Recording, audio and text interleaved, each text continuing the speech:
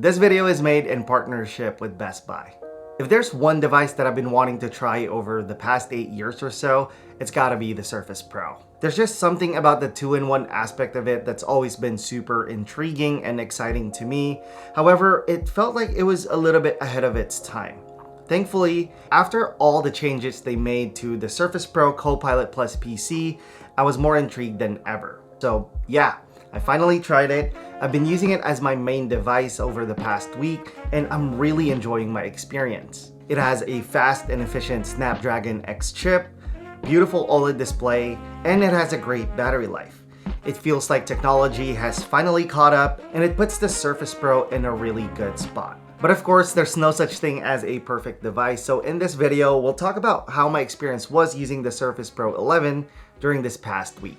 The particular configuration I have costs about $1,500, and it features the Snapdragon X Elite chip with 16 gigs of RAM and 512 gigs of storage, which to my surprise, you can easily upgrade on your own. There's a hidden slot in the back of the kickstand so you can swap it out whenever necessary, and I thought this was a very consumer-friendly thing to do, and I'd love to see other companies follow this trend. The model you're seeing here is in the sapphire color. It looks absolutely beautiful, but the Surface Pro 11 has a relatively unchanged exterior. There's minor refinements here and there, and I don't mind that at all because I believe one of the best features of the Surface Pro 11 is its design. Having a built-in kickstand is genius in my opinion, and now that I've experienced it for myself, I love it even more. Having the ability to set the perfect viewing angle for writing, viewing content, or anything in between without any added accessory has been such a game changer. It helps you make the most out of the Surface Pro 11's OLED display,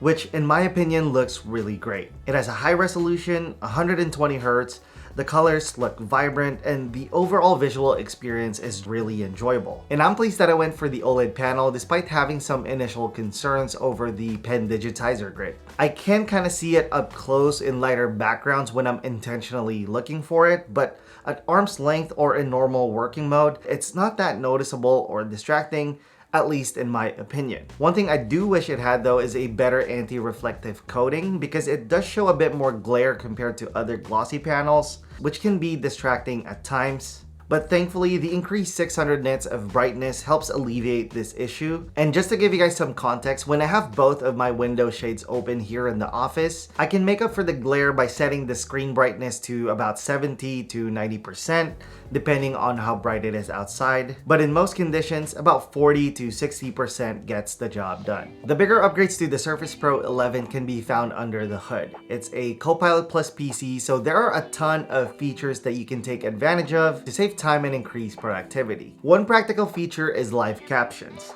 This allows you to translate live and pre-recorded content, and you can easily turn this on in the quick settings. So for example, if I'm watching something in a foreign language and I want it translated to English, I can get instant subtitles on the screen regardless of what type of content I'm consuming. And actually, it doesn't have to be another language. This can simply act as a normal captions for your content, which I find to be very useful. Sometimes I just like listening with subtitles on because I find that it helps me listen more actively and it helps me retain more information. Another use case for this is when you're on a video call with people who speak another language. More importantly, speak only another language. This can help bridge the language barrier, and as someone who works with people all over the world, I think this is pretty useful. Another great tool for video calls is the new Windows Studio effects. It gives you features like automatic framing to keep you at the center of the frame at all times, portrait light to illuminate your face in poorly lit environments. There's also eye contact, which naturally adjusts where you're looking to maintain the appearance of a direct eye contact. There's also 2 convincing background blurs to keep the focus on yourself and not the mess around you. There are also creative filters to add some fun to your video calls. And most importantly, there's a voice focus mode which does a good job of removing unwanted noise. One fun and useful feature is Co-Creator. I've spent a lot of time making art using Paint growing up, and this kind of brings me back to that time. Co-Creator is great for having fun, but also for getting inspiration for your next project. While using the Paint app, you'll see this Co-Creator button, and you'll be able to describe what you're trying to draw and pick a specific style. Once you start drawing, you'll see a generated art on the right, And you'll also have the option to set how creative you want Co-Creator to be. And this will continue to update depending on how much you draw on the canvas. And I think this is a great way to convey an idea or concept without spending too much time and effort, which means you can get back to doing what matters most. With the starting price of $999, the Surface Pro offers all these features and more, which can really help boost your productivity and spark creativity. So if you're interested in exploring these powerful and intelligent devices, check out the Best Buy links in the description below to save $300 on select Surface Copilot Plus devices. Most people will be drawn to the Surface Pro 11 because of its two-in-one nature. It's basically what a lot of people want the iPad Pro to be, so I was definitely curious how well it would perform for everyday use. As a tablet, the Surface Pro 11 delivers a good experience. Using touch to navigate around Windows 11 is actually better than I expected. I've had very little issues with accuracy when pressing buttons, but overall it's pretty smooth and responsive when I'm scrolling through websites, and consuming any kind of content is really great. I think the 13-inch OLED display paired with the speakers and the built-in kickstand makes this the ideal entertainment machine. The speakers are one of the best Windows speakers in my opinion. I don't feel the need to use headphones or external speakers, and that should say a lot about how much I'm enjoying this audio experience. Windows Hello also works really great for unlocking the device. I don't think I've ever needed to type in my passcode, it's just been really reliable. Although I've not used the Slim 2 pen all that much this past week, when I did, the writing experience with it is pretty enjoyable. I think I prefer this form factor over the Apple Pencil. I just find it to be more comfortable to hold when writing, and it just feels natural. It also has a few features up its sleeve. The end of the pen is actually a button which you can set to do different actions depending if you do a single click, double click, or hold. And this also serves as an eraser, which is pretty convenient. To have a great laptop experience, you'll need to get a keyboard, and you'll have two options that are equally as great for typing. But if you choose to get the more expensive Flex keyboard, you'll get a better haptic trackpad and wireless capability. And this is actually perfect when using the Surface Pro 11 on a desk setup. You can have the Surface Pro 11 at an ideal viewing height, and you can have this keyboard close to you so you're in a more ergonomic position. Plus, you can also fold the tab of the keyboard to tilt it up for a better typing experience. This is also great if you want to use the Surface Pro 11 in docked mode. You can simply plug in a monitor and you don't need any extra peripherals. It's just so versatile. However, using the Surface Pro 11 on your lap can be a little bit tricky. It covers a bigger footprint compared to, say, an iPad setup. So essentially, you're balancing the keyboard and the kickstand on your lap. I find it to be an okay experience. It's not great, but it's also not bad.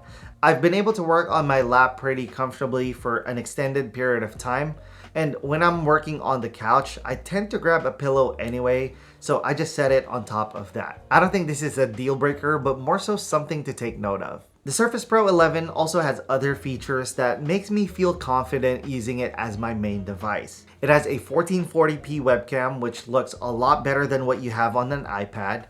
It has a 4K camera in the back, which is useful for scanning documents. It has two Thunderbolt 4 ports, which has been more than enough for me in almost every situation. And of course, the device runs almost everything I throw at it. The keyword here is almost, mainly because not every app has a native ARM version or runs well on emulation, so it's crucial that you make sure your apps are already compatible. Lucky for me, most of the apps I use work well. For example, Lightroom and Photoshop works just as expected. I'm able to edit photos comfortably whether I'm using the pen or trackpad. It feels exactly like the desktop version. On the other hand, even though DaVinci Resolve has a native ARM version, the performance wasn't as great as I thought it was going to be. When I have the color grading and effects turned on, I would constantly get drop frames to the point that the video is not viewable, but when I turn it off, it works perfectly fine. So I think for now, this is better utilized for making simple cuts and edits, and then jumping onto your computer when you want to take your video to the finish line. Another thing to note is the device does get warm, but not hot, when doing intensive tasks like this. And obviously the fans also kick in to keep the device cool, but thankfully it doesn't get annoyingly loud. When it comes to architecture, the Surface Pro 11 has been absolutely great. I'm able to use AutoCAD LT, no problem. And the biggest thing here is you don't need to relearn how to use a mobile version, unlike the iPad Pro. On the Surface Pro 11, we're able to use the full desktop version, which is basically what we're used to using. So things like the toolbar, the snapping options, the shortcuts, they're all gonna be there. And the same is true for SketchUp. 3D modeling was very natural and smooth. So I think for architecture, I would easily recommend this over an iPad if you need a device that you can use for drafting on the go. But take note, I only do residential work now, so if you're working on complex commercial projects, your experience might be different. Battery life has also been great. When doing simple tasks in the recommended mode, I can get anywhere between 8 to 10 hours. And when I'm doing more intense tasks like video editing in the best performance mode, I would get about 6 hours-ish. As with all devices, battery life always depends on what exactly you're doing, but I think this is a good baseline and it should get better as more apps become native. Of course, no device is perfect, and I would love to see Microsoft take the Surface Pro to the next level, and here are a few things I would love to see. I would love to have a better UI when in tablet mode so we can have a better touch input experience. I think an SD card would be really great, especially given the Pro name, so you don't need any kind of dongles. I think having a better anti-reflective coating would help highlight the beautiful OLED display regardless of the environment. And while we're at it, let's make the pen digitizer grid disappear so no one needs to think about it. And of course, we all want more ports, better battery life, but I think those are a great start. After using the Surface Pro 11 this past week, I find myself being able to do more using this device. It's a jack of all trades, and it has almost everything you'd want in a 2-in-1 device. It has the power, the efficiency, a stunning OLED display and amazing speakers, packed in a beautiful and functional hardware. Its versatility is unmatched. You can use it as a tablet, a laptop, and it can even be the brains of a productive desk setup and act as an actual desktop computer. And I think this is a true computer replacement, which makes sense because this is a computer and a tablet at the same time. Anyway, let me know you made it this far by typing versatile in the comments below. If you guys enjoyed this video, please give it a thumbs up. If you loved it, subscribe to the channel. Thank you guys for watching, and I'll see you in the next one. Bye.